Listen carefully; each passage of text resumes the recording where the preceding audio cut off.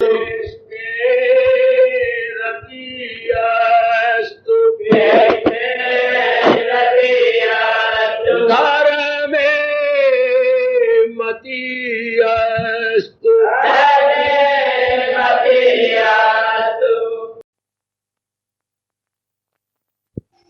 से भरपूर आपने दूसरे अध्याय को संपूर्ण किया। आज हम क्रमानुसार तीसरे अध्याय में प्रवेश किया चाहते हैं। तीसरे अध्याय के शुभ नाम पर हमने विचार किया कर्म योग। कर्म प्रधान योनि में कर्म योग की परम आवश्यकता है। हम लोग सब मानव जाति में हैं। मनुष्य जाति में जीव कर्म किए बिना रह नहीं सकता। अगर कारण पूछा जाए तो भगवान का कोई उपदेश बिना कारण के नहीं, दलीलें दे के कहती हैं। अगर आप कहो क्या कारण कि हम कर्म किए बिना रह सकते, गुणों और कर्मों से मजबूर। एक तो भगवान ने गुण बनाए गए, जीव में प्रोपेलिंग पावर कर देती हैं, धकेल देती हैं।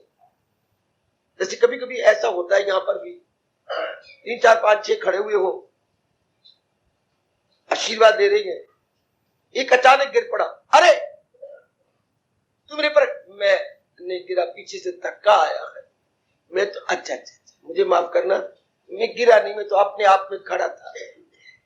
इसी तरह होती गुण जीव को प्रोपेल करती है, धक्का देती है। आप विचार करना, ये गजब ढा देती है, जीव के लिए कमाल कर देते हैं। नहीं चाहते। आपको ये प्रश्न याद होगा, गुनाह कोई करता नहीं और सब कुछ करे जब लोग अग्राह। प्रभु कोई भी नहीं चाहता कि मैं अपने मन से पाप करूं, गुनाह करूं, कोई नहीं चाहता। ये कौन सी शक्ति है जो जी को ना चाहने पर पाप करवाती है? क्या गजब का जवाब। कामेश क्रोधेश रजोगुण समुद्भवा। अर्जुन, ये जो रजोगुण से गंदी वृत्तियां कामनाएं खड़ी हो जाती हैं, ये जीव से पाप करवाती है। ऐसे प्रश्नों का उत्तर कभी ना भूला करें। अगर जीव ये गुनाह करने छोड़ दे तो वाक्य रह क्या गया? पाप के अंदर ही सारे आते, ये काम, ये क्रोध, ये मोह, ये लोभ, ये अहंकार, ये राग, ये द्वेष, ये सब इसी पाप की कैटेगरी में तो है ही। अगर इनको हम छोड़ दें, सब खत्म, सब। अगर सूरज से आप में पीठ देके कमरे में चले गए तो सूर्य की किरणें अपने आप ही खत्म हो गई। हाँ, किरणों का नाम तो सूरज है, बिल्कुल।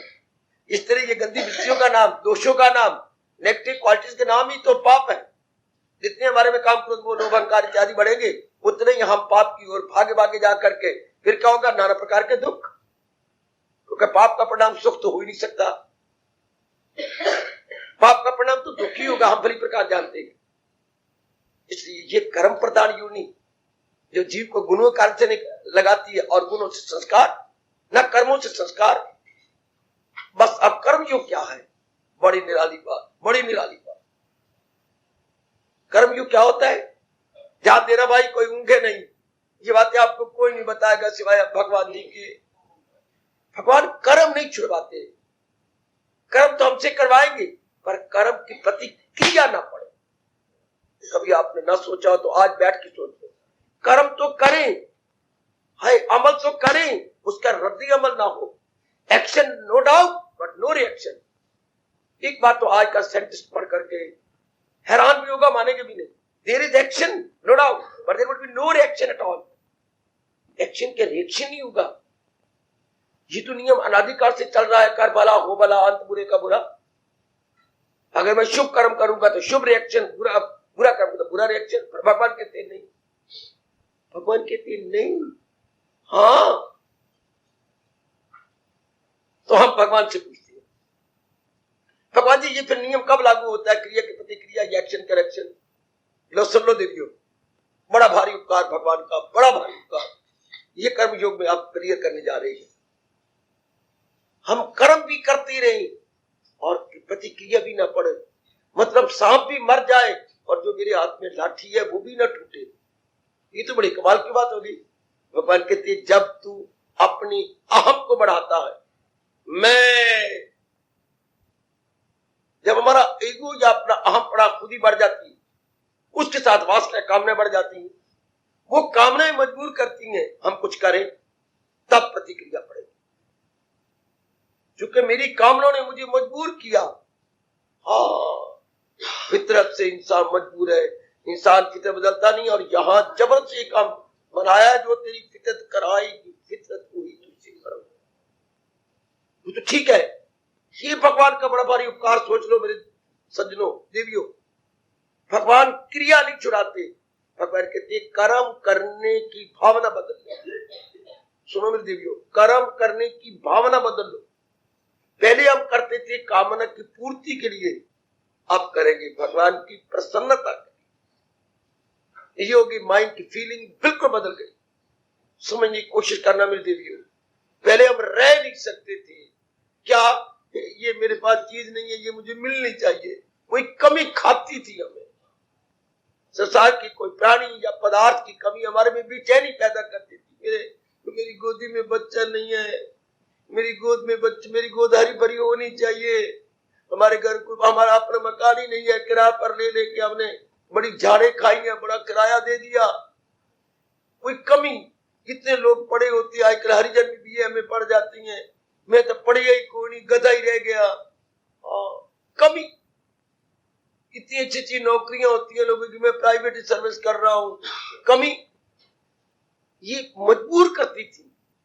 अगर भगवान की विशेष कृपा हो जाए और वो अपना दिव्य प्रेम हमें बख्श दे, फिर उनके प्रेम का रस लिया जाता है, जैसे बच्चे टिकियां चूस के रस लेते हैं, फिर उनके प्रेम में भर के जीव कर्म करता है। तो उसकी दृष्टि भगवान पे रही, उसकी दृष्टि भगवान के प्रेम पे रही, उसकी दृष्टि अपने कल्याण पे रही, उसकी दृष्टि परमार्थ पे रही। इस अवस्था में अगर कर्म किया जाए उसका कोई प्रतिक्रिया नहीं, केवल इसी अवस्था में। इसलिए रब ने इन्हीं अध्यायों में डिक्लेयर किया है, दिलेराना ऐलान है, बोल्ड डिक्लेरेशन है, क्या अमल जिस कदर भी है यज्ञ के सिवा दुनिया को बंधन है। कोई नहीं जानेगा इस राज को कि यज्ञ के अतिरिक्त जो भी कर्म किया करेंगे या करवाए जाएंगे उनको उलझा देंगे। आज के भोले वाले हमारे माँ बापों को, चाहे पढ़ी लिखी मेरी बेटियां बेटे गए, पता ही नहीं है कि यज्ञ के सिवा जो पुत्रों को आप कहते शादी कर ले, वो कमाई कर, तो फॉरेन कंट्री जा, तो ये जा, उलझ जाएंगे बुरी तरह, बहुत बुरी तरह उलझेंगे है। जी हाँ, क्योंकि वो कामनों के आधार पे होगा, वो क्रोध के आधार पे होगा। आप जरूर टटोलना, आपको अपने कल्याण की कसम, कि दिन में जो आप कार्य करेंगे, परिवार में, समाज में, गली मोहल्लों में, अपने दफ्तर में, वो कामना के आधार पर हो रहा है या कि फर्ज को सामने रखकर या भगवान के प्रेम को सामने रख के करना। मैं जहां पर आया हूं, क्या भावना लेके आया हूं? भगवान की वाणी क्या भगवान के प्रेम में भर के सोना चाहता हूं? आप जो भी दिन भर में कर्म करेंगे, क्या महाराज जी को सामने रख करके? हाँ, तो कोई रिएक्शन। ये बात मेरे से समझ लो, ये यही बात भगवान तीसरे अध्याय के माध्यम से क्लियर करने जा रहे हैं। करो कर्म, भगवान कर्म करना नहीं रोकते, करो। बल्कि भगवान कहते ना, तुम्हारे कोई गर्ज नहीं होगी तो भी कर्म करो, क्योंकि इसमें दूसरों की गर्जें पूरी हो जाएगी। ओए होए होए, भगवान खुश होती हैं। तुम्हें प्यास नहीं लगी? नहीं, बाल्टी भर के बैठ जाओ जहां जनता गुजरती है, लोगों की प्यास बुझाने के लिए पानी पिलाओ। पर मुझे तो प्यास नहीं, तो क्या हो गया? पर प्रभु मुझे प्यास नहीं, मैं पानी को पिलाऊं। बात सुन मेरी, तुझे प्यास थी? हाँ, कब? घंटा पहले। कैसे बुझी? मां जी ने पिलाया। वो मूर्ख, अगर तू तेरी प्यास किसी ने बुझाई तो तू अनेकों की प्यास बुझाए। और ध्यान देना देवियों, ये भगवान कहते हैं बहुत अच्छे। अगर आपकी भूख किसी ने दूर की है पका के, तो तुम भी लोगों की भूख दूर करने के साधन बना दो। लंगर खोलो, रोटी बना बना के किसी को बांटो, पक्षियों को दो, कुत्तों को दो, इसकी भूतिया को। पूरा विश्वास करना मेरी वाणी पर, भगवान बड़े खुश होते हैं। वरना भगवान कहती है खुद अपनी खातर पकाए, अपने पापों का भुज थी केवल अपने तक, केवल अपने तक। मैं सुन के बड़ा हैरान हो गया जब मेरी एक देवी ने कहा, आप ऐसी बातें सुनाती हैं, हमारी माँ तो कोलियों के आटा डाल डाल के गूंथती है। भाई नहीं समझे आप? दिए कितने फुलके खाने आज?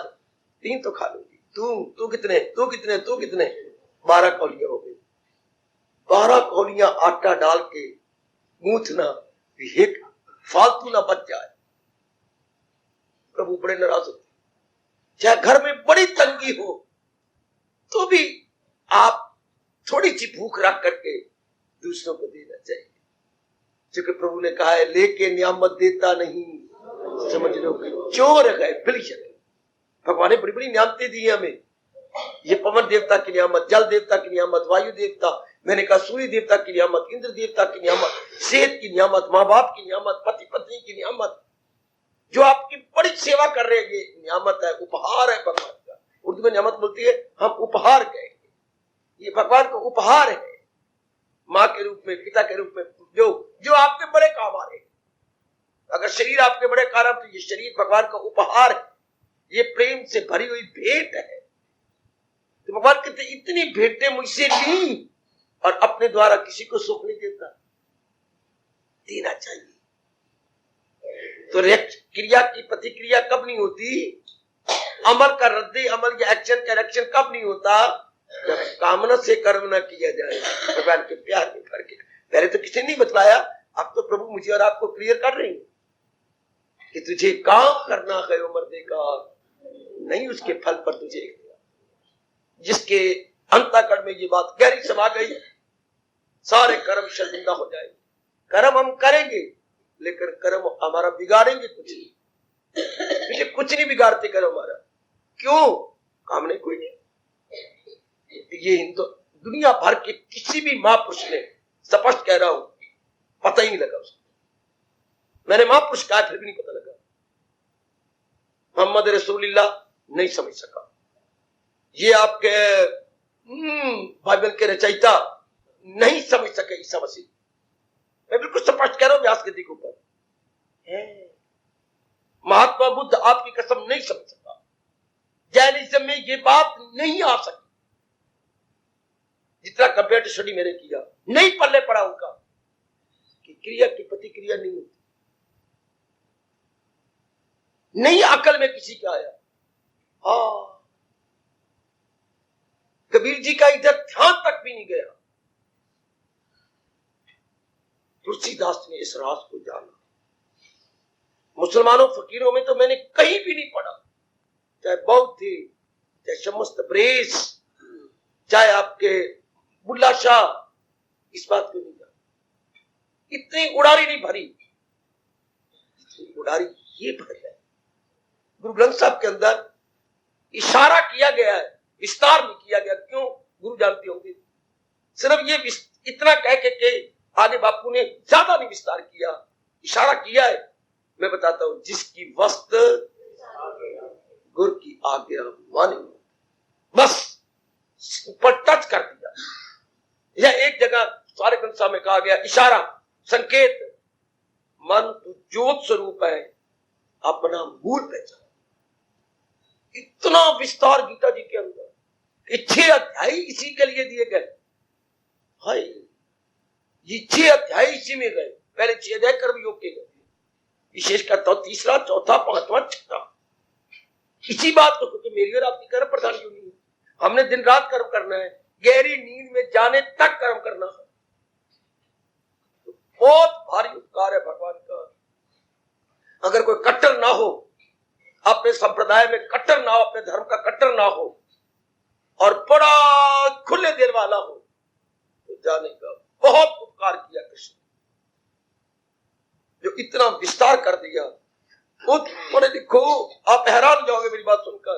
वो कर्म कर रहा है और कर्म ना करने के समान कितना क्लियर करेंगे प्रभु। सहारा किसी का न ले एक पल, अमल उसका है। तो सुन लो, कितना दिल लाना है। जो केवल भगवान का सहारा लेके कर्म कर रहा है, वो कर्म करते हुए भी कुछ नहीं कर रहा। अब तो फॉरेन कंट्री वाले बहुत संख्या में मान गए, मेजॉरिटी मान चुकी है, बिल्कुल ठीक है। He is in action, but actually he is doing nothing. Being in action, doing nothing. हाय हाय हाय हाय, उनके आप ये चैप्टर छपते हैं, एक्शन इन एक्शन, कर्म तो कर रहा है पर ना करने के समान। क्यों? क्योंकि उसके सामने कोई कामना नहीं, काम क्रोध लोभ में तो कर्म करता ही नहीं, वो तो भगवान के दिव्य प्रेम में भर के कर्म करता है, इसलिए उसके मन पर रिएक्शन ही कोई नहीं। तो कब रिएक्शन पड़ा फिर समझ लो, जब कामना की चोट खा के कर्म किया जाए, कामना में कमी महसूस करके किया जाए। ये जो दो प्रकार के भगत 7वें अध्याय भगवान ने है, ये अपने अंतःकरण को काला करते हैं। पहले दो प्रकार के भगत, आर्त और अर्थ। आर्त मैंने बहुत दुखी होके भगवान के दरबार में गए, वरदान मांगे और क्या मन में मनौतियां मानी, तो अब भगवान ने पूरी की, अब इनके रिएक्शन पड़े, अब प्रतिक्रिया पड़ेगी। एक अर्थार्थी संसार की किसी कमी को महसूस करके भगवान के दरबार में टल खड़काने लगे, हाँ, और उन्होंने चीजें पाई, अब रिएक्शन पड़ेगा।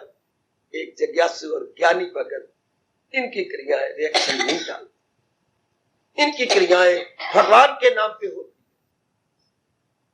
आपको माँ बाप के नाम पे रिएक्शन पड़ता है, अगर माँ बाप को भगवान समझ के किया जाए तब तो प्रतिक्रिया नहीं पड़ेगी।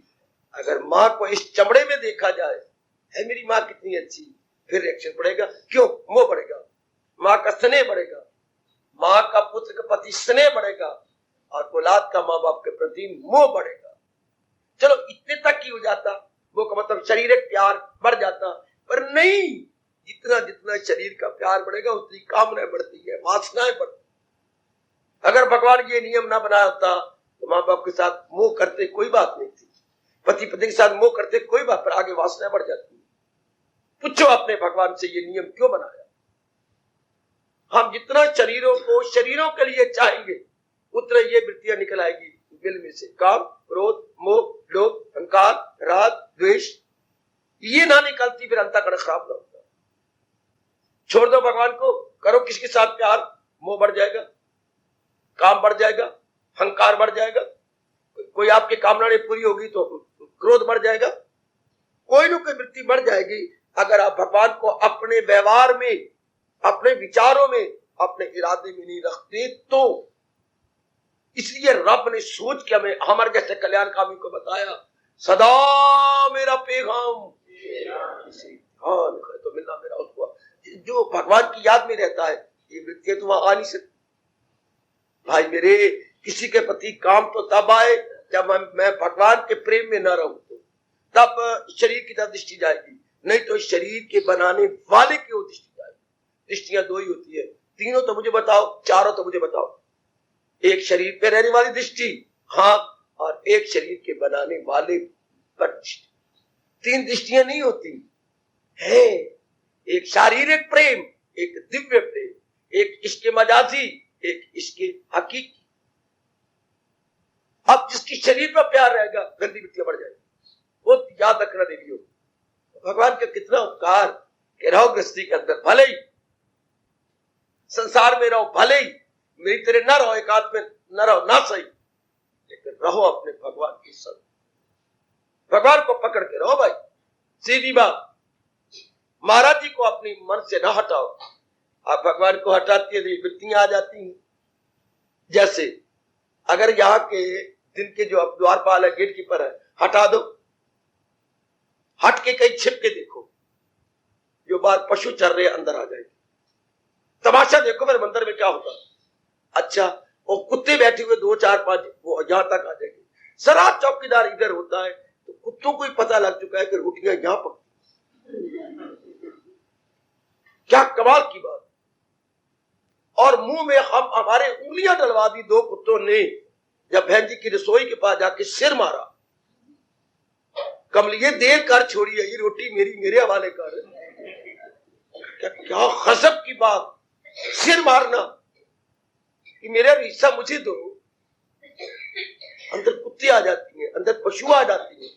तो द्वारपाल चौकस रहती है। जरा सा कोई आ जाए दूसरे बच्चे की क्रोध बना ले, क्रोध रखकर द्वारपाल को वैसे कहते, कहां है द्वारपाल? वो देखो अंदर पिल्ले आ गए कुत्तों के। ये कब आए? जब द्वारपाल ने जरा नजरें इधर उधर की। कभी कभी ऐसा हो जाता है, सवेरे भी देखती है, अगर वो हमारे रामलाल जी ऊँग जाए तो कुत्ता कहता तू ऊँग गया, मैं लाभ उठाता हूँ, उसके पिल्ले आ जाएंगे। पहले वो रामलाल को देखती है, ऊँग रहा है, चलो हम अंदर आ जाते हैं। और जिस दिन प्रसाद पड़ता है वो मेरे वो जो है आपकी बुद्धि अंदर आती है, जहां आपके प्रसाद ले जाएगी। जरा हम चौकस ना रहे तो आ जाती ना, बैठ जाइए हाथ में। अगर भगवान की मदद समिति लगातार ना रहे तो ये गंदी मिट्टियां जरूर आएंगी। दुनिया में क्यों हाचार मत रही है? भगवान को छोड़ो भगवान को। लोग गंदी मिट्टी है, लोग कामी बन गए, क्रोधी बन गए, वही बन। क्यों? कहावत मशहूर नहीं, मारने वाला घर नहीं तो होर किसी का डर नहीं। अगर भगवान की मधुर स्मृति ना रहे, हमारा मन भगवान की ओर ना लगा रहे, तो फिर मन है ना फिर यूं जाएगा, काम क्रोध से ले लेंगे। अगर हम चौकस ना रहे, सतर्क ना रहे, इसलिए रब के प्यारे को साधक कहा गया, और साधक सावधान होता है। अगर आपको डेफिनेशन साधक की क्या है, साधक को अंग्रेजी में बोलेंगे बट स्पिरिचुअल प्रैक्टिशनर। एक होता है मेडिकल प्रैक्टिशनर, डॉक्टर का आना, वो दवाइयों की प्रैक्टिस करते हैं। और हम लोग क्या है? Spiritual practitioner. हम लोग धार्मिकता का प्रैक्टिस कर रहे हैं, यदि हमें साधक आ जाता। तो साधक कौन होता है? जो सावधान रहता। जन्म जन्मांतरों तक मैंने गंदी वृत्तियों के साथ दोस्ती लगाता रहा, अब मैंने इनसे बच के रहना है। इसलिए हमें बार बार कृष्ण कहती हैं, बार बार क्या? मुझे अपने साथ रख, मेरी मधुर स्मृति को अपने साथ रख। हाँ, स्वामी जी कहा करते थे, गो भगवान ने कहा है, स्वामी जी ने और आसान किया। हाँ, तो कैसे रखोगे? भगवान कह रही है मैं रख लूं? नहीं, एक बात सुनो, आप हमेशा के लिए ही मन पर समझा दो। क्या? असलियत तो सारी दुनिया में भगवान की महत्ता बढ़ा दो, भगवान की इंपॉर्टेंस बढ़ाओ। मनवा तेरा कल्याण भगवान के बिना नहीं होना, नाना प्रकार के दुख को छुटकारा भगवान के बिना नहीं होना है, तेरी मुक्ति भगवान के बिना नहीं होनी। और जो प्राणी पदार्थ मन जिसने बनाए गए, वो अपने मुंह से कह रहा है अनित्यम, ये चीजें अनित्य है, दुखदाई है। अगर ऐसा मन को समझा दीजिएगा, बस है, मन अपने आप ही हट जाएगा, भगवान के संग लग जाए अपने आप। अब आप सिनेमा क्यों नहीं जाते? उसका परिणाम आपको पता है कि तबाही। और गंदी जगह क्यों नहीं जाते? आपको पता है तबाही। इसलिए हमने भगवान की ओर अपने आप को लगा लिया। तो ये बड़ा अच्छा कहा महापुरुषों ने, भगवान की महत्ता बढ़ाओ, भगवान की इंपॉर्टेंस बढ़ाओ। आप भगवान का चिंतन आप में रहे, आप प्रभु का चिंतन रहे। अगर आप महत्ता बढ़ा, बार बार मन को कहिए, इनके बिना चार ही नहीं। जैसे लोगों की अकल में गए, शादी के बिना, कमाई के बिना चार नहीं, हमें कमाना है, बिल्कुल ठीक है। कोई कहता नहीं भाई नौकरी नहीं, कारोबार के बिना चारा नहीं, नौकरी में 2000 3000 मिल जाता है, हमें तो कारोबार के अंदर 10,000 महीने में कमा लेती है। वेरी गुड, महत्ता बढ़ाओ ना। एक सर्विस की महत्ता बढ़ा रहा है, सर्विस करती है, एक कारोबार की महत्ता बढ़ाता है तो वो कारोबार बिजनेस करती है। ठीक, सारी बात तो महत्ता बढ़ाने की है। लोगों की इतनी बदकिस्मती है, पढ़ लिख कर वो भगवान की महत्ता बढ़ाती है, वो प्राणी पदार्थों की महत्ता बढ़ाती है। इसलिए हम दुख चिंता बढ़ जाती है। तो भगवान का हर वक्त चिंतन रहे, भगवान की महत्ता बढ़ा। मेरे मनुआ, सारी दुनिया के प्राणी इकट्ठे कर ले, लेकिन तुम्हें शांति नहीं मिली। शांति अगर भगवान जी है, लो बस, अब पुरुषार्थ कोई जरूरत नहीं, मेरे जैसा कहने की जरूरत कोई नहीं। अपने आप ही भगवान की ओर आपका मन लगे, अपने आप। क्योंकि जिस मन ने भागना था, उस मन के विचार में ये बड़ा विचार आ गया, भगवान के बिना गुजारा भगवान के बिना गुजारा नहीं, इनके बिना नहीं। हाँ ना, इनके बिना कोई चारा नहीं। अब कोई जरूरत नहीं, कोई पुरुषार्थ करना पड़ेगा, बस अब अपने आप आपका मन चलेगा। कोई भी वस्तु आप तब प्राप्त करते हैं जब ये बुद्धियां बैठ जाए, इसके बिना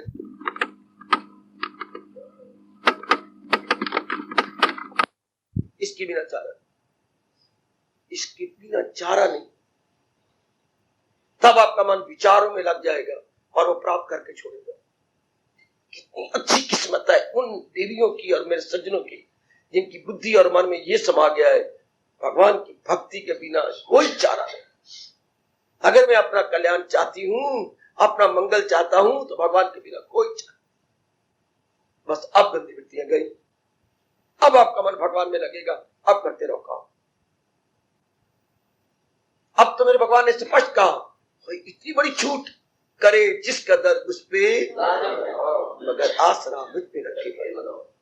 अब तो भगवान ने कहा जो मर्जी कर, हाँ रहे जैसे चाहे वो जिस। इतनी छूट भगवान की सिवा कौन देगा? बाकी किसी भी शास्त्र में छूट नहीं दी रखी। खुद भी मैं सच्चाई से कह रहा हूं, इतनी छूट किसी भी शास्त्र और महापुरुष ने, देवी देवता ने नहीं दी। करे जिस कदर उस पे लाजम है कहा, मगर आसरा मुझ पे रखे। पिछक को मांस बेच रहा हो पर मन कहाँ है उसका? हाय। फली कबीर की तरह कपड़े बुन रहा हो पर मन कहाँ है उसका? हाय।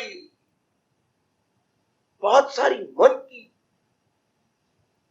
ये कैसे कर्म कर गए रविदास जी। भले जुतियां गांठ रहे हो पर मन कहाँ है उनका? हाय। हमारे यहाँ अनेक दृष्टांत हैं। भले अब आप कर्म करते रहे, मन कहाँ है हमारा? जिसकी हमने महत्ता बढ़ाई है। वो मन नाम तो विचारों का है। विचारों में ये विचार दे दो कि भगवान के बिना चारा नहीं, ये भी तो एक विचार ही है ना। तो ये विचार भगवान के बिना चारा नहीं, सारे संसार के विचारों को खा जाएगा सब। ऐसे सियाने कहा करते, अगर कुआं कहीं लगवाया गांव में या किसी जगह, बीच में कछुआ भी डाल दो पर वो पानी चंद दिनों के बाद पीने के काबिल नहीं रहेगा। क्यों? उसमें कीड़े जहरीले पड़ जाते हैं और पानी विषैला हो जाता है। इसलिए कछुए का डालना बड़ा जरूरी है। क्यों? कछुए कुएं में पड़े हुए सारे कीड़ों को खा जाता है और पानी निर्मल, विमल एवं पीने के योग्य पेय रहता है। इसी तरह महापुरुषों में अनुभवी बता गए कि अपने मन के विचारों में ये विचार रख दो कि भगवान के बिना मेरा चारा नहीं, संसार संबंधी सारे विचार खाए जाए। अजमारे और अजमारे, भगवान के बिना चारा है ही नहीं मेरा, बस फिर हमारा सब कुछ बदल जाएगा। सब रहनी सहनी, खाना पीना, लेना देना, ओ नेक जीवो, ओ मेरी नेक देवी हो, हमारा सब कुछ बदल जाएगा। मेरे जैसे कहने की जरूरत नहीं, शास्त्रों को समझाने की जरूरत नहीं आपको, बिल्कुल बदल जाएगा जब आपका दृष्टिकोण बदल गया। भगवान के बिना मेरा चारा नहीं, सब कुछ बदल जाएगा। तुम्हारी कमली जाति जब कहीं से मूर्खता से प्यार कर बैठती है तो क्या होता है कि माँ को छोड़, बाप को छोड़, बहन को छोड़, भरजाई पिट पिट के मर गई, भाई तेरे गले में दोनों हाथ डाल के रो के मर गया ना। मर तेरी और बहने बेटी भाई बहन, ऐसा ना कर, ऐसा जुल्म ना कर, मेरे पे तरस कर। तू, मैं क्या कहूं, तू मेरी बेटी है, ऐसी जिद्दी निकली, तूने वही शादी। भाई कितना रोया, दोनों हाथ डाल के, तुझे शर्म नहीं आई कि भाई इतनी मिन्नतें कर रहा है, मेरा छोटा भाई है, बड़ा भाई है। बहन के गले में हाथ डाले और बहन भाई सार सार रोए, ऐसी जिद न कर, इस घर में शादी करनी नहीं, मैं नहीं रह सकती, मैंने वही करनी है। तुझे अब बार बार कह रहे ना कर, हमारे घर को बदनाम न कर। अभी ये हिंदुस्तान का स्टैंडर्ड ऐसा नहीं हुआ, जा तू मर्जी कर ले, हम ब्राह्मण है, वो वैश्य है, तू ऐसा आउट ऑफ कास्ट ना जा, मैं नहीं रह सकती। देख लो फिर मन में ये समा गया, मैं नहीं रह सकती। सबकी नाक कट गई पर तूने अपनी वो ही की जब मैं नहीं रह सकती। तो हमारे भाग अच्छे, हमारा मन चिल्लाए, मैं भगवान के बिना नहीं रह सकता। संसार घोट के पी जाएंगे जैसे हमारी देवियां घोट के पी जाती है घर की इज्जत को, बिल्कुल घोट के पी गई। मैंने करनी वही है। क्या आया है? मैं नहीं रह सकती इसके बिना। लो, मैं नहीं रह सकती इनके बिना। सारे परिवार को घोट के पी गई। परमात्मा करे यही नारी वाला भाव हमारे में आ जाए, मैं भगवान के बिना नहीं रह सकता, भगवान के बिना मेरा चारा नहीं, गुजारा नहीं, हीला नहीं, वसीला नहीं। जैसे स्वामी जी कहा करते थे, आओ अपने किसी कमरे में मोटे अक्षरों में लगा दो, no alternative except Lord Krishna, no alternative. आठ होता है विकल्प, आठ होता है क्या, अगर मैं आटा खाता हूं, किसने ध्यान नहीं दिया, भूखे मरना नहीं, शाम को नहीं, बदल है, चावल पड़ेगा घर में, आलू पड़ेगा, मिलाओ दोनों को, रात का समय तो निकल जाएगा। ये तो आटे एक नहीं तो एक तो है, एक नहीं तो एक तो है ना। घर में चावल पड़ेंगे, आटा खत्म तो सवेरे पिसवा लेंगे, तो अब तो करो ना। लेकिन भगवान के बिना तो कोई चारा है ही नहीं। चलो भगवान नहीं भी तो चलो भाई कोई शंकर सही, नहीं शंकर में इतनी ताकत नहीं, ब्रह्मा में इतनी ताकत नहीं, इंद्र में इतनी ताकत नहीं। वो देवियां तो भगवान का पानी भरती हैं, उनमें तो बहुत थोड़ी ताकत भगवान ने दी है। देवियां तो इसलिए नजर आती है जैसे रात्रि को सूरज के चंद्रमा के सामने तारे नजर आते हैं। देवी में बहुत थोड़ी शक्ति दी है भगवान ने। आजकल के मूर्ख इंसान उन्हीं के चरण दबाते रहते हैं, उन्हीं के कीर्तन करते रहते हो। इतना टाइम भगवान के लिए लगाओ, इतना टाइम जो देवियों के लिए लगाते फिरते हो, उससे क्या होगा? संसार की वासना तो पूरी होंगी, लेकिन वासना बढ़ जाएगी, कामना बढ़ जाएगी। और देवी खुद भी कहती है ये मां मूर्ख है। मैं एक घटना सुनो जो पुराणों में आती है। लक्ष्मी जाओ उसकी मुराद पूरी करो। ये देखो संसार सारा अब नॉर्मल होता जा रहा है, अस्तमाने असाधारण बन गया। मैं जा प्रकट हुई वत्स और ब्रूहि, मेरे प्यारे हमारे विशेष शब्द है संस्कृत में। वत्स वा का आधा अवसा पूरा, वत्स और ब्रूहि मांगो। उनकी समाधि खुली, उसने अपना शीश मां के चरणों में रगड़ा और फिर बार बार उठो उठो वत्स, मांगो मुझसे। आपने घोर तप कर अपने शरीर को सुखा डाला, मांगो। अब घुटने टेक के नीचे घुटने के हुए और मां को देखा, प्रणाम किया, अश्रुपात हुए। अब वो बोल रही है मांगो। सुनो मेरी बात, जो ऋषि ने बताया, सुनो सुनो मेरी देवियों, ध्यान से सुन लो। वो लक्ष्मी भगवती बार बार कह रही है मांगो, आपने मेरे लिए इतना तप किया, मैं प्रकट हो गई हूं, मांगो। अरे तुम तो बड़े हैरान हो गए, इतने आश्चर्य में क्यों है? मां वर देने से पहले मेरे एक प्रश्न का उत्तर दो, सुनो जरा ध्यान से। क्या? मां मैंने आपके चरणों में शीश झुकाया, आपके चरणों का ऊपर हिस्सा घिसा पड़ा है, जैसे ये मेरा हाथ है, या अगर बार बार सारे आओ और आकर के यहाँ यूं कर जाओ, जब सोना आएगा वो देखेगा हाथ दबा पड़ा है, तो ऊपर के जो चरणों का ऊपर हिस्सा था घिसा हुआ था। तो मां मैं समझ गया मेरी तरह अनेकों पुजारी होंगे जिन्होंने अपने मस्तक रगड़ रगड़ करके आपके चरणों को घिसा दिया, चरणों का ऊपर हिस्सा घिस गया है। लेकिन मैं तो हैरान हूं, आपको तो मस्तक भी रगड़ा हुआ। बड़ा निराला प्रश्न हो देवी, तो पैर तो घिस जाए तो वो बड़े भगत होती है, जिन्होंने अपने मस्तक रगड़ेंगे और मां जी के ऊपर लेके चरण को नरम कर दिया, रगड़े के पैर, तो मस्तक भी रगड़ा हुआ है। पहले इसका उत्तर दो, तो अपना वर मांग ले कमले। क्यों पड़ गया प्रश्नों में? नहीं मैं बताऊं, अगर मैंने इसका उत्तर दिया तो वर लेना भूल जाओ, भले मैं भूल जाऊं, इतना घोर तप किया, सब व्यर्थ हो जाएगा, भले ही व्यर्थ हो जाए। मैं फिर भी कह रही हूं तो इसका उत्तर ना दे। नहीं मैं इसका उत्तर दूंगा, सोच लिया, तेरा वर लेने का दिल नहीं करेगा, तू मुझसे वर ले भी अंतर्धार हो जाओ। ना देवी, ना भगवती, ना मैया, माते मुझे इसका पहले उत्तर दो।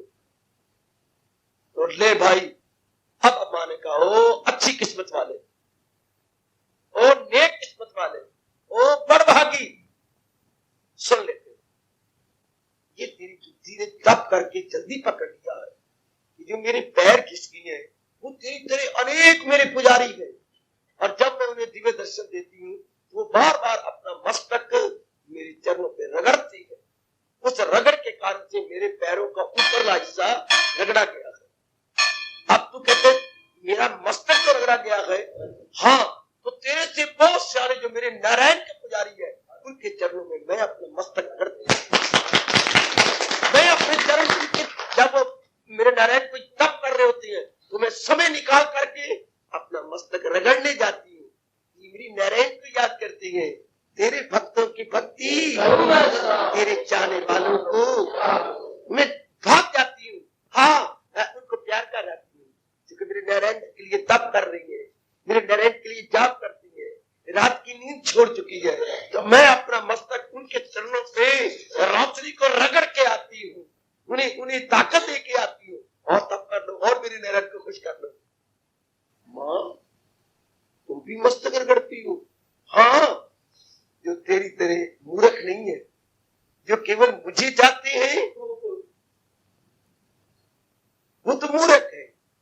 तुम्हें नारायण को चाहती है, वो बड़े दानाक है, इसलिए मैं अपना मस्तक। माँ तू बता दे वो दाना कैसी है? उनकी ना लंगोटी, ना बोटी, ना कोई कुल्ली, यानी उनके पास ना रोटी, ना कपड़ा, ना मकान। वो धक्के खाती रहती है बेचारे इधर उधर। वो सियाने कैसे हुए? कमले, जो मेरी नारायण को चाहती है ना, तब करते हैं नारायण का, तो नारायण खुश हो जाती है। हाँ, तो नारायण की मैं छाया हूं, जहां नारायण जाती है मैं अपने आप ही जाती हूँ। जहां है कृष्ण वह कमी क्या रह गई? इसलिए वो सियाने बड़े ना, उन्होंने मुझे तप नहीं किया, मेरे पति का तप किया। पति आए तो जहां मेरे पति वहां मैं, उनके पास क्या कमी रहेगी? तू मूर्ख है, मेरे पति को नहीं चाहता और मुझे चाहता है। मैं थोड़े दिन रहूंगी फिर तेरे पास चली जाऊंगी। इस माया का मान न करना, माया काग बने रहेगा, पल में आवे छिन में जावे। सैर करे मां, अब तो अपने नारायण के पास जाओ। मैं तो नारायण के लिए अब तक करूंगा। अब वरदान मुझे नहीं चाहिए, मुझे नहीं चाहिए, मुझे आप अकेली नहीं चाहिए, मैं आपको नारायण के संग बुलाऊंगा। कितने दाना है जो केवल देवी देवता मनाते फिरती हैं, वो देवी देवता खुद ही कहती है ये मूर्ख है।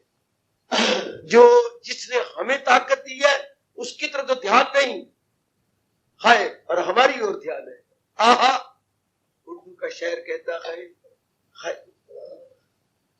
उर्दू का कवि कहता है, आहा क्या ताना मारता है।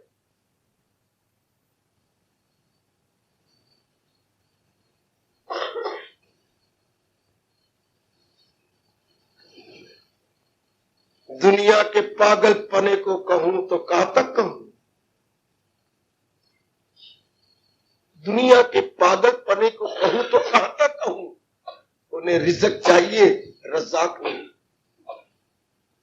और हमारा तर्जुमा है, यही कुरान की घटना का ही उन्होंने लिख लिया। रिज़्क चाहिए धन, रज़ाक नारायण नहीं। आय आय आय, हमें रिज़्क चाहिए, रज़ाक नहीं। हमें लक्ष्मी चाहिए, नारायण नहीं। दुनिया की पागलपने को कहूं तो कहां तक कहूं? उन्हें रिज़्क धन तो चाहिए, पर धन जहां से आता है नारायण नहीं चाहिए। ओ मेरी देवियों, वो कितने सियाने गए जो अपना सारा जीवन भगवान के लिए अर्पण करते हैं, भगवान के लिए अपने आप को कुर्बान कर देते हैं, भगवान के लिए। आखिर में कहना चाहता हूं, अरे हम कहती है प्रभु ये सब कुछ आपका है, ये मेरे प्राण आपके हैं। इसका अर्थ शायद आप नहीं समझते। प्राण तो होती है हमारी जान, हाँ, तो ये जान आपकी है। तो जान का मतलब जिंदगी, जान का मतलब जीवन। देखिए जहां प्राण होंगे वहां ये दो जरूर रहेंगे। आखिर में कह के मैं खामोशी अख्तियार कर रहा हूं। जहां प्राण, प्राण मैंने वैसे श्वास, प्राणों का मतलब होता है श्वास। दो प्रकार के प्राण होते हैं, एक अपान, एक प्राण, एक अपान, दरू और बरू, इनहेलिंग एक्सहेलिंग। तो जब हमारे प्राण चलेंगे इसी को जीवन कहती है। हाँ, तो अगर जीवन होगा तो कर्म भी होगा। बिल्कुल, अगर मेरी देवी, मेरे सज्जनों, अगर मेरे और आप में जीवन है, जीवन इसलिए है कि श्वासों की धौंकनी चल रही है। दरू और बरू, दम में आता हूं मैं, दरू और बरू, ये हमारे प्राण अपान आ रहे हैं। श्वास अंदर लेते हैं, श्वास छोड़ते हैं, तो इसी को प्राण बोलती है। तो प्राण है तो कर्म भी हम करेंगे। तो मैंने भगवान जी को अर्पण कर दिया अपने प्राण, इसका मतलब मैंने अपना सारा जीवन और अपने सारे कर्म भगवान को अर्पण कर। क्योंकि प्राण के साथ दो चीजें होती हैं, जिंदगी और कर्म, यानी जीवन और कर्म दोनों अर्पण कर दिए। तब तो भगवान कहती है आपको पूरा समर्पित कर दिया। ऐसे मुंह से बोलती आती है मैं तो अपने प्राणों को भगवान को निछावर कर दिया है। अरे प्राणों को निछावर किया, जिंदगी उनकी हो जानी चाहिए और जिंदगी में जो कर्म करेंगे वो भी उनकी हो जानी चाहिए। इसलिए भगवान ने हमारी पीठ ठोकते हुए कहा फकत मेरी खातिर तू कर्म कर। तब आप पूर्ण पैर भगवान के बनेंगे और ये समझ आएगी उनके बिना चारा नहीं। बस मेरी देवी, इससे कर्म किए जाने पर भी उसका प्रभाव नहीं पड़ेगा, उसकी प्रतिक्रिया नहीं होगी। जो कि हमारी दुनिया वालों की नजर क्या होती है, बढ़ रही है। हाँ, हर समय नजर पास हो जाने पा रहा है, डिस्टिंग्विश लेने पा रहा है, मेरिट में आने पा रहा है, हर समय नजर होगी।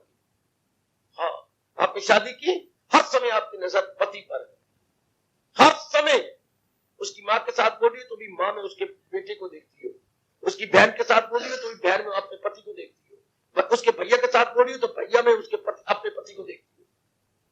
हर समय जो यहाँ देश छोड़ के विदेश में गए, हर समय उनकी नजरों में धन है। हमें 20,000 आ रहा है, फलाई नौकरी करें, वो 30,000 हमें पर ये इंडियन 30,000 पर मंथ, इतना उनको हर समय नजर उनकी धन पर है, हर समय। मुबारक है वो जीव जो इस दुनिया में हर समय अपने भगवान पे नजर रखती है, बहुत लगती है, बहुत। यही भगवान कहना चाहते हैं कर्म योग के अंदर कि अगर आराम से जी करके लोक परलोक बना के जाना है तो अपनी नजरें भगवान पे रखो। क्यों? फिर वही बात आ जाती है, इसके बिना चारे नहीं, भला दूसरा है जहां में कहा गुमा कहना। 3 प्रकार के दुख, मेरे 3 प्रकार के दुख आपके सिवा दूरी कोई नहीं कर सकता। वह गुमा का इज इक्वल टू लिख देना, आदि व्याधि उपाधि। और कौन दूर कर सकता है आपके बिना? आप आपका मन भगवान में लग जाए, चलते फिरते उनसे बैठते खाते पीते लेते थे, प्रत्येक प्रकार का छोटी बड़ी क्रिया करते हुए आप खुद ही देखिएगा आपका मन भगवान में जब होगा। यही प्रभु चाहते हैं 3 अध्याय में उपदेश देते हुए, एक करो कर्म योग, लेकिन भगवान के बनकर जहाज के बनकर, जहाज के बन के हम कर्म करेंगे ना हमारा लोक बनेगा ना परलोक बनेगा। भगवान के बन के कर्म करते हैं तो जहाज भी बन जाता है तो लोक भी बन जाता है। शुरू में किसी ने बताया हमारे संस्कार इतने अच्छे नहीं थे, अब तो हमारे संस्कार जाग गए, अब अपने मन को समझा लेंगे। अगर नहीं समझा अभी तक, अगर तो आपके संकल्प अगर संसार के आती है तो आपने ये नहीं कहा कि भगवान के बिना मेरा चारा नहीं। अगर संकल्प कर पा रहे हैं तो आपने ये बात बिल्कुल नहीं बिठाई, भले आप रोज आ रही है, मतलब ठोस लाभ आपको नहीं हुआ। मैं भी टटोलूं सच्चाई के साथ, आप भी। अगर हमारे अंदर हर समय भगवान का चिंतन है तो वाकई ये बात बैठ के भगवान के बिना चारा, और अगर नहीं है आप भूल कर रहे, सत्संग का ठोस लाभ नहीं है। मैं अगर वाणी का प्रचारक हूं तो ठोस लाभ तब होगा जब हर समय भगवान का चिंतन हो, जब मैं ये भगवान की शर्त पूरी करके प्रचार करूं, क्या सदा मेरा पैगाम, तब मेरा प्रचार सफल होगा, तब भगवान जी की अत्यंत मधुर कल्याणकारी वाणी सुनाना मेरे लिए सफल। और आपके लिए अगर मुझको मन में तब आपका यहाँ आना सफल। मैं आपको स्पष्ट कह रहा हूं, धर्म स्थान में आना तब सफल होता है, मत्थे टेकने से मुझे नहीं नजर आया क्या फायदा है, चलामत लेने से मुझे भगवान ने बिल्कुल नहीं बताया क्या लाभ है, परिक्रमा करने से कोई ठोस लाभ मुझे नहीं बताया, तीर्थों पे जाने पर ठोस लाभ क्या होता है। अगर इंसान वहां गंदी वृत्तियां छोड़ के आ जाए तब लाभ होता है। अगर हम कामी क्रोधी बन के जाए और वही बन के लौट आए तो तीर्थ की कदर नहीं पाई। हमने तीर्थ को नहीं सही जो जिसके कारण से तीर्थ बना था, गुणों के कारण से तीर्थ बनती है, तप के कारण से तीर्थ बनती है, जप के कारण से तीर्थ बनती है। एक और बात बताओ, तीर्थ कैसे बनती है? तप, जप, तीसरा गुण क्या होता है? कहीं पढ़ा हो या सुना हो तो? तीर्थ इन 3 गुणों के कारण से बनती है, तप, जप, तीसरा दान। सुना होगा, पढ़ा हो तब तो भूल सकते हो, वरना बिल्कुल।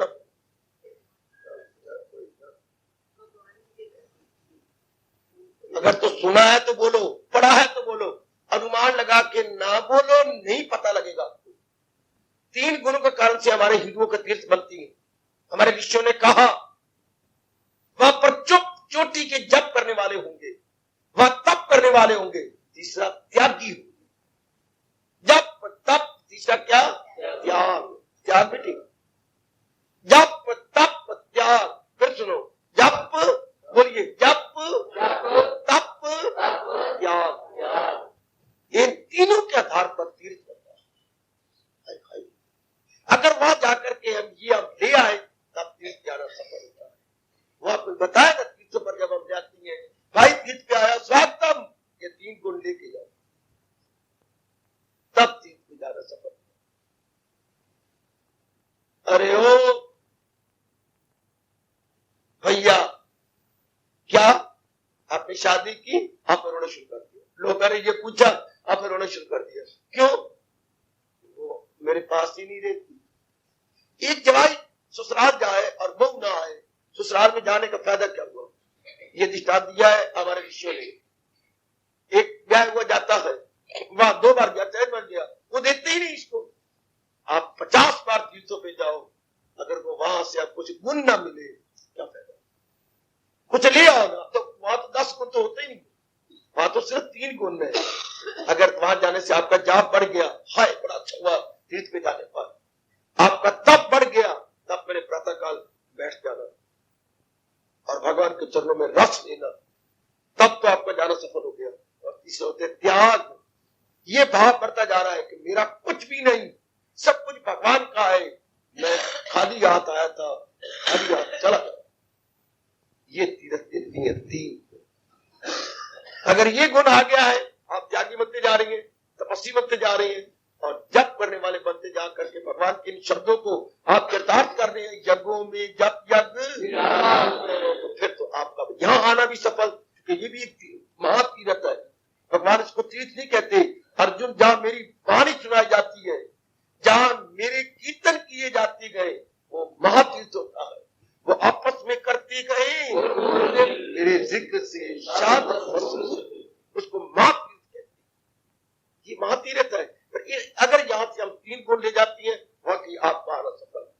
जब तब तब तो आपका आना बड़ा सफल है। कटोर लो, जब तब को त्याग, तीनों को मिला लो। इसी को कर्म योग कहती है, इसी को भक्ति योग कहती है, इसी को ज्ञान योग कहती है। कर्म योग, जब इन तीनों को लेकर हम कर्म किए बनी रहेंगे तो हम कर्म योगी कहलाएंगे। और अगर हम एकांत में बैठ के भगवान में वृत्ति लगा रही है तो हम भगत कहलाएंगे। और अगर हमारी समाधि लगती जा रही है तो हम ज्ञान कहलाएंगे। है ये तीनों ही, जप तप और योग, बेटे योग, तब हम वो कहलाएंगे। अगर ये तीनों, चाहे कर्मयोगी हो, इसमें तीनों होने चाहिए, चाहे वो भक्त है, तीनों होने चाहिए, चाहे वो भगवान का ब्रह्म ज्ञानी है, तीनों होने चाहिए। बस धर्म स्थानों में जाने का, धर्म स्थान तीर्थ कहलाते हैं।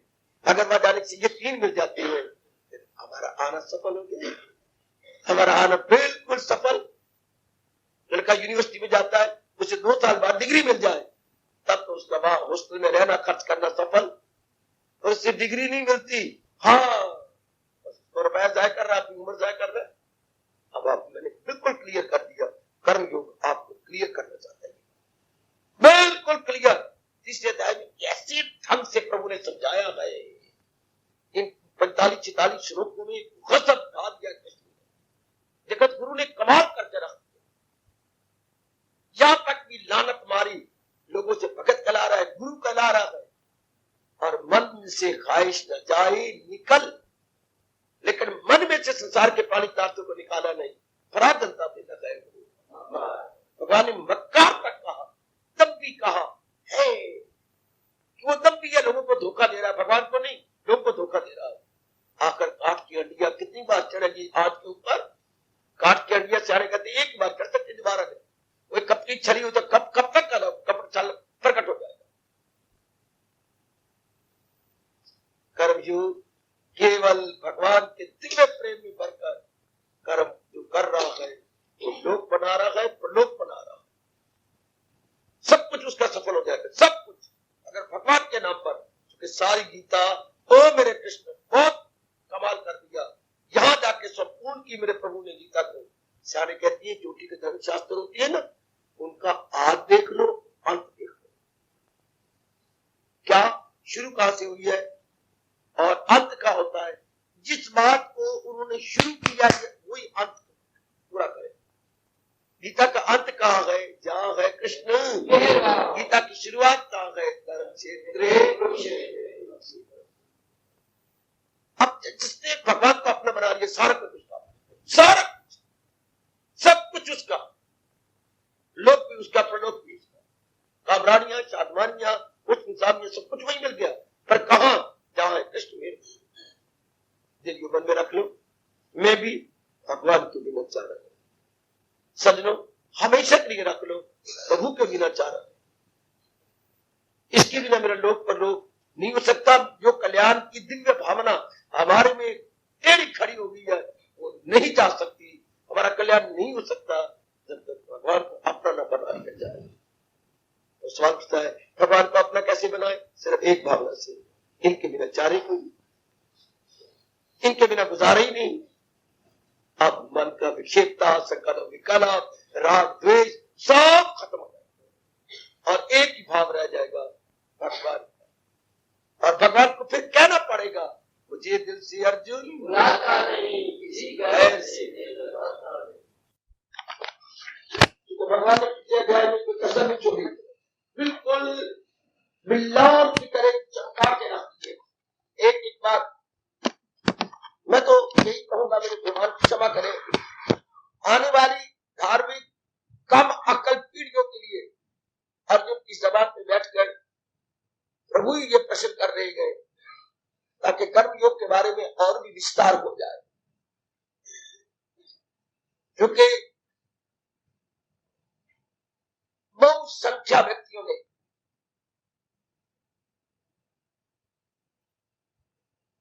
कर्मयोगी बनते रहेंगे, मेजॉरिटी एकांत में नहीं जा सकती, घर बार का यकलक वो वासनाएं कामनाएं नहीं छोड़ सकती, लेकिन कल्याण की कामना भी उन्हें खड़ी हो जाती है आपकी तरह। इसलिए अर्जुन की जबान पे बैठकर मेरे प्रभु प्रश्न किया चाहते हैं। इसी से ये कर्मयोग विस्तार पूर्वक भगवान वर्णन करेंगे, जिसमें हम सबका बहुत भला होगा। अर्जुन उवाच, एकांता पूर्वक भी सबको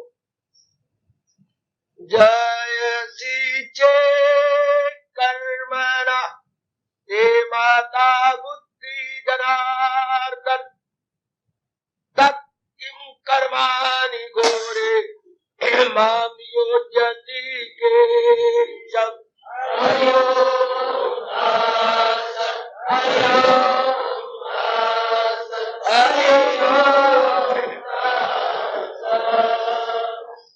जनार्दन भगवान के लिए संबोधन लगाया जा रहा है। जनार्दन जो जनता की दिलो जान से हर प्रकार की बड़े उत्साह के साथ सेवा करे, उन्हें हमारे राष्ट्रभाषा में जनार्दन कहती है। और जनार्दन हम किसी मनुष्य के लिए नहीं लगा सकते, देवी देवता के लिए कोई नहीं लगा सकते। जनार्दन भगवान जी है, क्योंकि जनार्दन त्रिलोकीनाथ होती है, तीनों लोगों का जो पालन पोषण भरण पोषण करे वो भगवान। बड़ा प्यारा शब्द है, जनता जनार्दन भगवान को कहती है। तो ऐ मेरे जनार्दन, यदि कर्म से ज्ञान को आप श्रेष्ठ मानते हैं, मैंने तो यही समझा है कि आप कर्म को ज्ञान की अपेक्षा श्रेष्ठ कह रहे हैं, तो फिर मुझे क्यों इस घोर कर्म में अर्थात कत्लो खून में लगाते हैं केशव। फिर ताना मारा केशव का संबोधन करके। आपको हम सारे केशव इसलिए कहती हैं कि वो केशनी राक्षस था, त्राही त्राही उसने मचा दी थी चारों ओर, और आपने उसका संहार कर दिया बात बात में। लेकिन प्रभु मुझे आप आज्ञा देती है कतले आम की, पर ये राक्षस तो नहीं, ये तो मेरे ताए चाचे भाई, ये तो सारों के साथ हमारा रिश्ता है। ये राक्षस नहीं, दुराचारी नहीं, ये आप मुझे क्या गर्मोच आ गया। जैसे सावन में बदली आती है, एक के बाद एक, एक के बाद एक, फिर मोह की वृत्ति आ गई। ये नहीं देख रहा कि ये धर्म के विरुद्ध है, दुराचारी है, लंपट है, ये आताई है। फिर खून का रिश्ता सामने लाया, भगवान को छेड़ दिया। राम श्रेणु वाक्य बुद्धि मोयसी में तबे कौवाद निश्चित ये आम आपनुया। हरिओम हरिओम।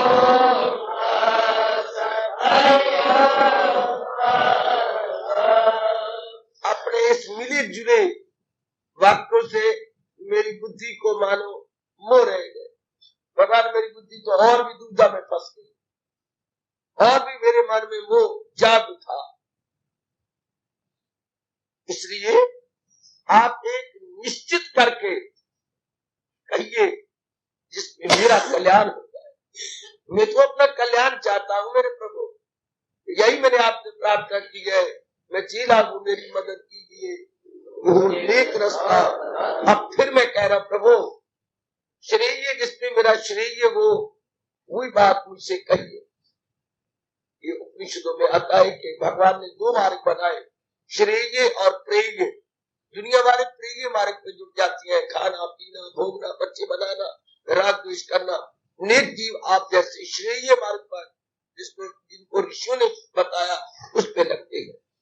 इसलिए वो हवाला दे रहा ऋषियों का, श्रेय समझ का श्रेय आम आप पूजा। मैंने पीछे ही बताया था प्रभु को मुझे श्रेय मार्ग बताइए, मुझे प्रेय नहीं, मुझे बात कतई बता दीजिए, भलाई की राह पर चला। श्री भगवान वाच यही चाहते थे कि ये मुझे छेड़े और मैं ज्ञान का विस्तार कर्म का विस्तार करूं। अपनी एकाग्रता पूर्वक प्रवेश कर गई है। भगवान मुझे विशेष बुद्धि प्रदान करे, मैं पूरा पूरा जैसे भगवान जी चाहती है समझा सकूं। फिर हम दोनों भगवान जी के अनुभव कथन के अनुसार कर्म योगी बनकर अपने जीवन का कल्याण करें।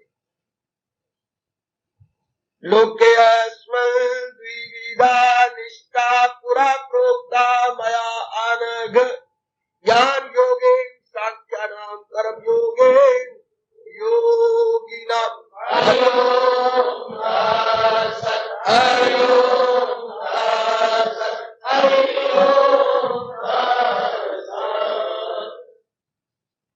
मनुष्य जाति के लिए हमारे प्रभु का उपदेश, अगर उनके भाग जागे वो उनका बहुत सुंदर उपदेश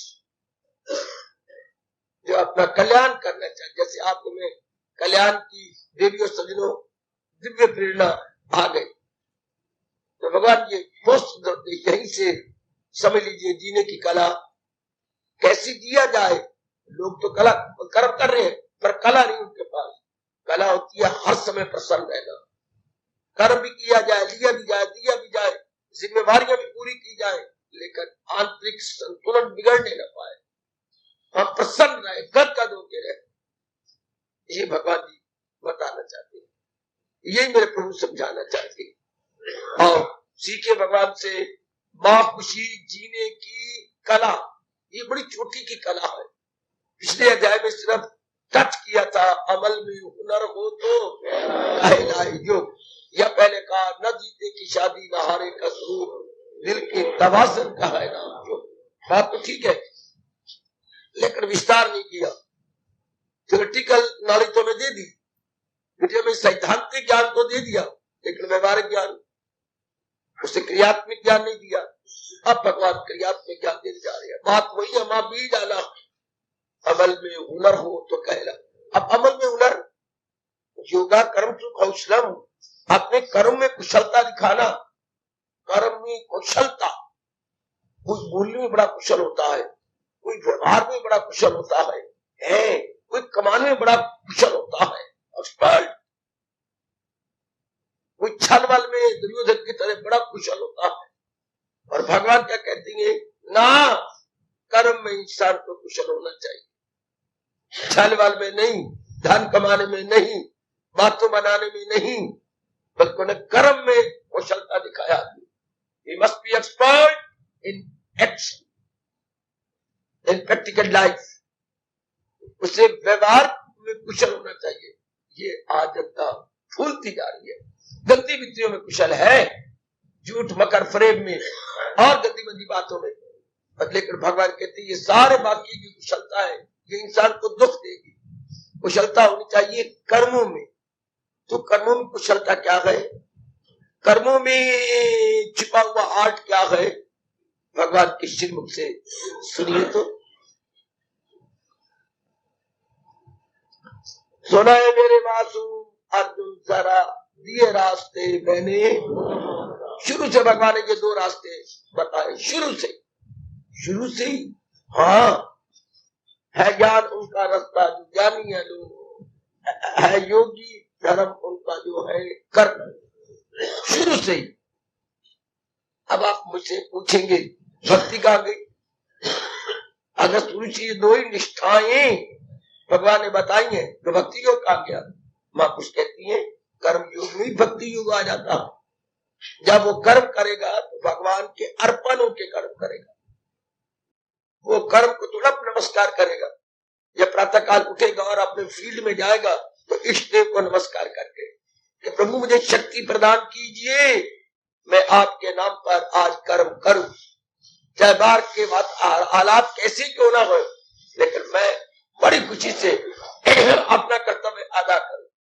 भक्ति तो पहले शुरू हो गई, तो कर्म में ही भक्ति छिपी हुई है। दसिया मिठाई का है, हाँ, और क्या खांड का है? ये तो लड्डू है, खांड का है, खांड इसी में छिपी पड़ी है। जलेबियों में खांड का है, जलेबियों में ही खांड की चाशनी छिपी हुई है।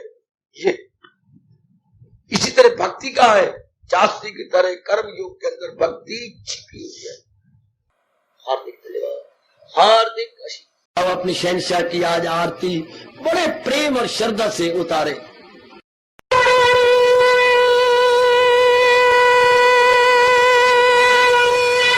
ओम जय जगदीश जय हरे स्वामी जय दीनानाथ हरे भगत दास जनों के अवगुण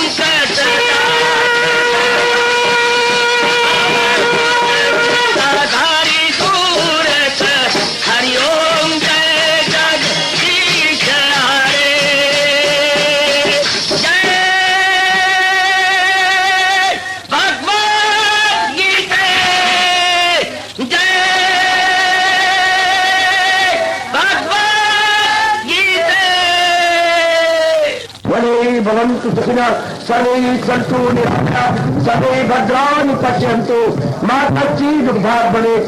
हरि ओम शांति शांति शांति। ओम प्रभु इसलिए भगवान कृष्ण की जगत गुरु भगवान कृष्ण महाराज की सप्ताह में सफल करना इसलिए हार्दिक धन्यवाद।